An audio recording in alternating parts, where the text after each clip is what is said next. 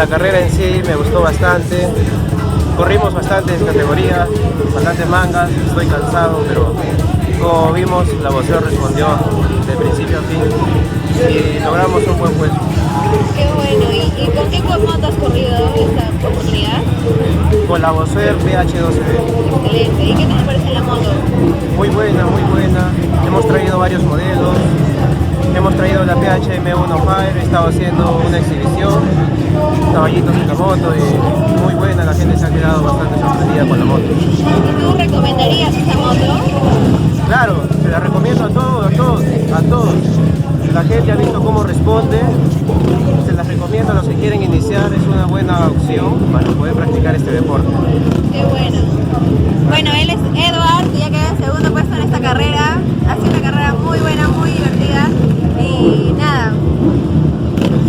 Felicitaciones a Edward. ¡Bravo! Ser siempre arriba, el podio. Edward Chávez Cariño.